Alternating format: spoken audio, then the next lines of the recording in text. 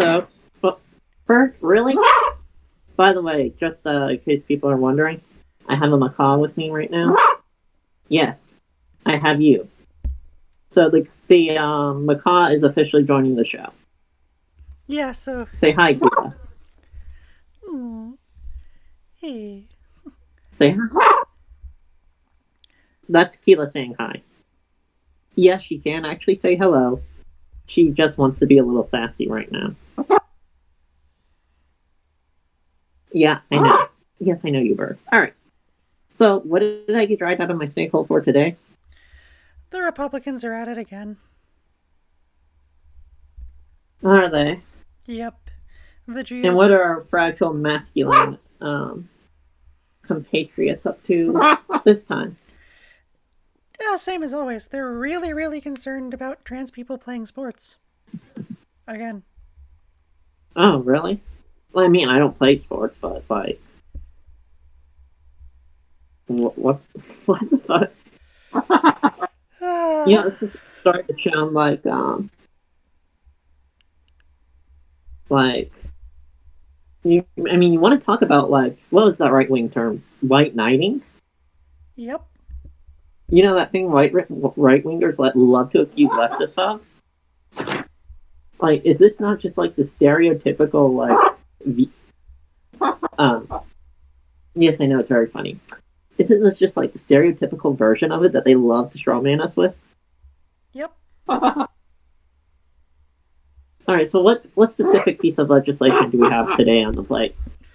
Well, it looks like. Oh, whoops. Okay. Ah. Sorry. Tech issue. Ah. No, okay, you don't want to go over there. All right, fine, come over here. Okay. Yeah. It's a. Some senators are, yeah, like seeking to ban trans girls from female sports. It looks like it's the Under the Protection of Women and Girls in Sports Act. I mean, I'm a woman, so sounds okay so far. But what next? Oh, they don't think that we're women. They're girls or anything. They're what they mean by that is it's a dog whistle. They mean, Mhm. they accusing us of being predatory whenever we play sports or do anything really. Predatory. Wait, what do they? How do they define a man? Like, what? Just they have if you have a penis, you're a man. That's a way to, I guess, like take something that is societally driven, sort of, by like various definitions and distill it all down into what's between your legs. Like, do Republicans always have penises and vaginas on their mind? I mean, not that that's a bad thing to have on your mind, but like, it seems kind of unhealthy on their part. You know what I mean? Yeah, there's healthier ways to think about penises and vaginas than being a bigot. Uh, like we talked about when we covered Tulsi Gabbard, I'm an athlete. The idea of genderizing sports in the first place is pretty misogynistic and sexist in and of itself because, uh, like, there are cis women that can take trans women, there are cis women that can take some men. Like, it's trans men that can take some cis men all over the place. It's about power, strength, and endurance. Genderizing it in the first place both doesn't understand anatomy and is also uh, it perpetuates the myth that women are inherently like weaker, which um you know. Which isn't very well supported by the data, considering that most of us are considering that most of us are that for most people. Well, actually, no, just overall, according to like I think it was Zeke, the differences between men and women is only like 2%, if that. Mm-hmm. Like, and it's really kind of just reproductive. Yeah. Like the rest of these so-called differences that look apparent or something like that, most of those are actually socialized. Oh yeah. Like there's a very very very subtle, and I mean it is subtle. Like being testosteronogenic causes you to kind of start out with a little more muscle, but estrogen actually is a muscle recovery hormone. So estrogenic bodies can technically build just ever so slightly more in the long run. And so like Calon said, like these things balance out and it's really not that different. And it's actually kind of sexist to imply that it is. It's This is the also same reason why, pseudoscientific. for example, doing a vagina. Yeah, this is also the same reason why, for example, doing a vaginoplasty is not mutilation because nothing's being mutilated. It's literally taking the tissue of your penis, fits where they would be if you had been AFAB. That's it. Yeah. And because of this, you still get all the same sexual pleasure, all of that. You just get it as a woman. Well, I say as a woman, I should say as someone with a vagina. Right. Because women can have dicks too. That is true. It's just, societal bias is a bitch and everyone has to purge it. But, anyhow. And men can also have vaginas, just to throw that out the other way. And NBs, you could go either way. Also, this bill, it doesn't even mention intersex people. So it's like, how are they going to handle that? Like, generally the way I see, and this is actually the way that most sports tend to judge it in these like circumstances, like at least from what I've seen in various studies of like PE classes and whatnot, they just go by your gender expression rather than your sex. It's not like you run out and the first thing you do is pull down your pants so the coach can make sure you have a dick or a vagina. Like, no. It's your gender expression that usually is looked at when deciding, okay, you're going to go on the boys' team or the girls' team. Yeah, that's true. Also, hello to everybody. Although those legislators in Georgia apparently want to change that. Oh, really? What did Georgia do? I think it was Georgia. Might not have been. I think it was though. And basically, they wanted to like have a doctor inspect people to make sure to inspect kids to make sure their genitals matched with their requirements for like what they call man sports. That's abusive. Ah, abusive, predatory. Like, there's a reason why the coach for the girls Olympic team who got found out about basically being a child molester ended up getting like what was it, over 100 years in prison, something like that. Yeah. Yeah. Just yeah. Also, every time this comes up, two things come to mind. A, this is way easier than it actually needs to be. B, why is it the only time conservatives care about women is when they can use it as an excuse to be transphobic and not actually care about all women? And C, I say this as a trans person who does play sports. Why do you care more about the sports we play than about how we're affected in the world when we make up like 2% of all athletes? If that. Yeah, we're clearly everywhere. Like, that's the other ridiculous thing. Like, the majority of the U.S. is cis. But no, got to fearmonger about us because, reasons. Oh yeah, those trans athletes, they're just out there to get the cis women. That's the whole reason I fempresent in the first place is just to I'm being sarcastic, like, but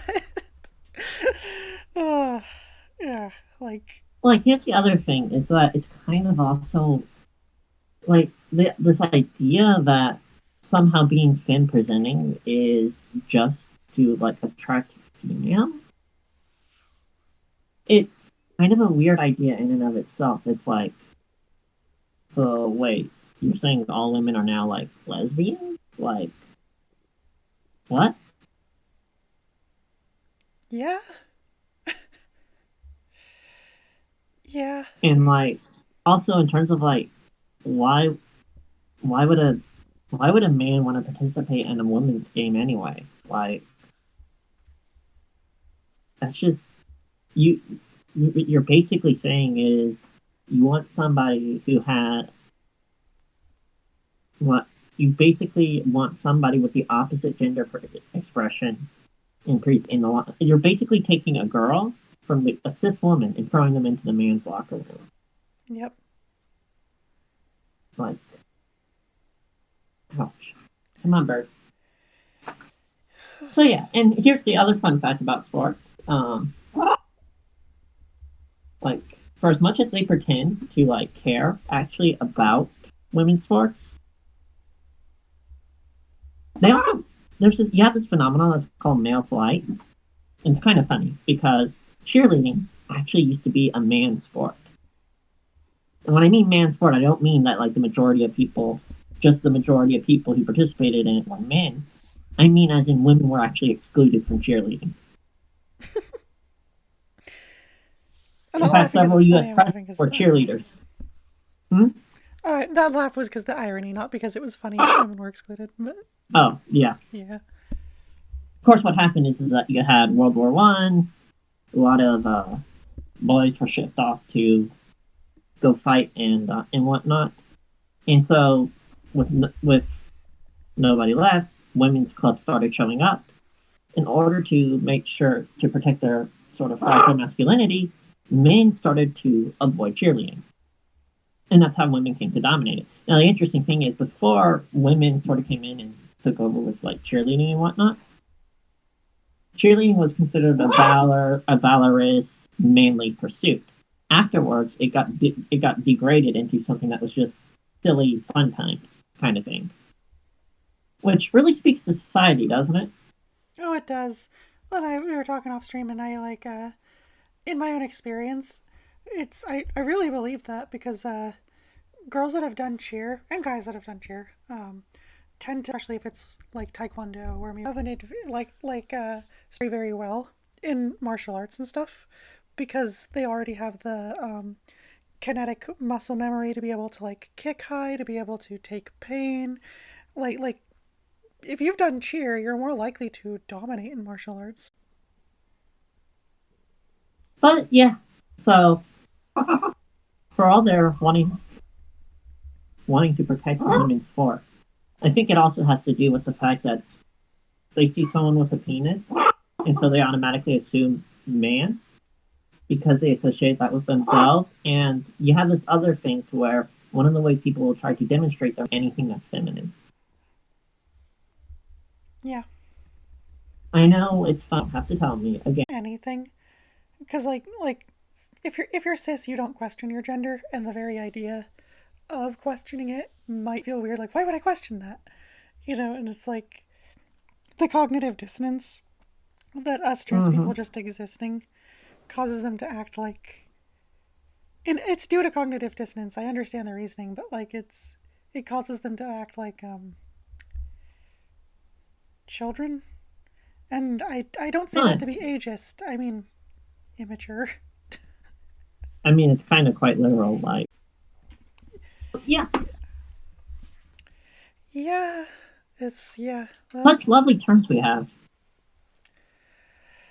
It's so true. And it's like the very thing that causes people to be misogynistic and transphobic, toxic masculinity, that causes these kind. It actually hurts the cis men that engage in it too, because there's no way any of them are ever going to meet their own standard of masculinity. And if that's the other thing. And well, no, I mean, they not even incels can be like their own standard of masculinity. So here's the thing with masculinity as like a societal construct, as opposed to just something that is subjectively experienced by everyone. Hegemonic masculinity, that is to say, the general type of masculinity that is accepted as being masculine by both men and women, is actually not something that's attainable by any man. Yeah. And in fact, what it does is that it creates this hierarchy of masculinity. So, for example, you have white, well-educated Anglo-Saxon Protestant men who are generally seen as the pinnacle of like masculinity. Well, you notice there I didn't include black people, and that's because black people get emasculated. That's just simply a fact. So therefore, they are lower on the this hierarchy of masculinity than white people are. And I say that not in a sense of being racist, but rather as to point out that the system and how we construe masculinity itself is racist. Mm-hmm. The systemic structures that exist are racist, transphobic, homophobic. Anything bad that you can be, the systemic structures that exist pretty much are. Yeah, in fact, this is actually also part of the reason why, like, at the beginning of the gay rights movement, us trans people were tossed aside, because one of the arguments that kept getting brought up against, like, gay people is, well, okay, wait, you're a woman because you want to have sex with men. And that is a result of being lower on that masculine hierarchy, and so gay men had to fight to sort of show their masculinity. And therefore they had to reject everything that was feminine, because the way that you show that you're a manly man at that point is to reject the feminine. I know, gender studies is depressing, isn't it? Yes, it is. I know. Sheila agrees with me. Yeah. Sorry about the buffering, chat. It'll hopefully back off a little. It seemed like last time it was buffering when we went live, but the video itself did so less. Tech is weird. I did feed the tech gremlins, I just didn't feed them enough.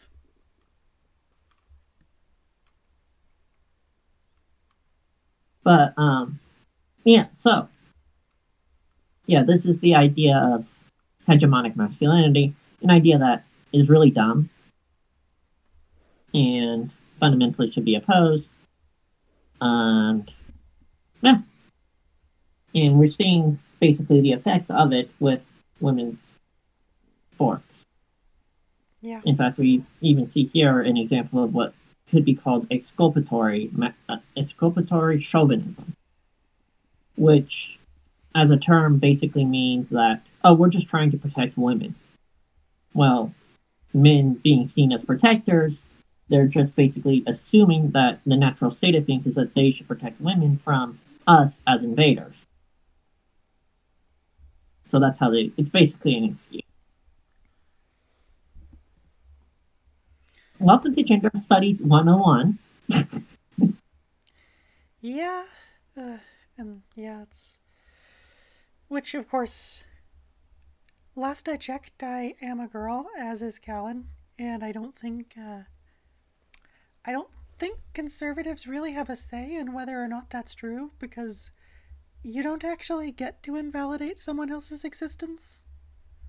Well, it's not just that. It's even more basic than that. It's anarchist. Mm-hmm. Fuck hegemonic masculinity. Yep. It creates a hierarchy. I don't see that hierarchy as justified. It's not. And so therefore it must be destroyed. With extreme prejudice against their prejudice. Exactly.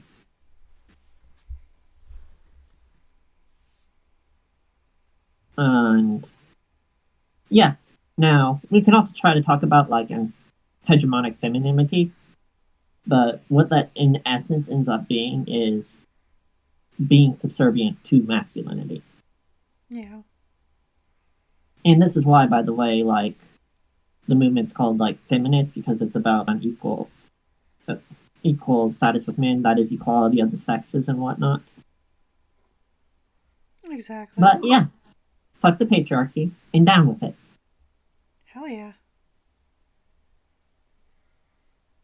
Are there any questions in like the chat? Besides wondering why we're buffering so much, I haven't seen any yet. But yeah, if you have any questions, let's. Because I know I threw out a lot of terms there. Yeah.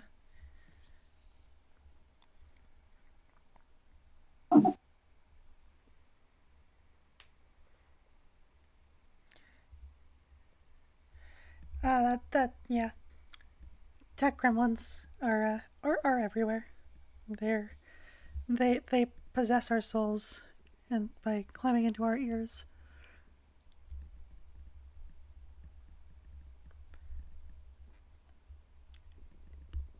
I don't know why they climb into our ears, but yeah. They apparently do. Yep. You didn't give them enough blood, clearly. Cis blood. Yeah. Oh, yeah. That's right. That is right. I need to give them more cis blood specifically. You need to give them cis blood soup. Yeah. Because doesn't cis blood have magic powers? I'm not sure if it does, or if it's actually our blood that has the magic powers. Like. Oh, that's right. Because our blood would turn them into Kryptonians. They wouldn't be right. Yeah. Yeah. All right. Let me check the chat for Fragen for questions. Sorry, I don't know how to download RAM chat. I think I delete System 32. Yes, clearly. And you also send me a $20 calf string. Yeah.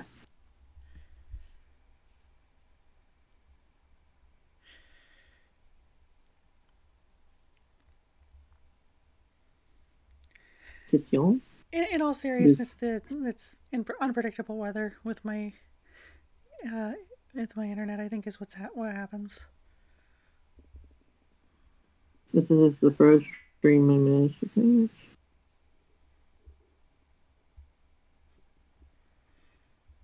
And let's see. Yeah, I think we'll need to definitely try to solve these tech problems. I think we should probably just end the stream here. Okay. I think, thank you for coming, everyone, and have a great one. Kila agrees.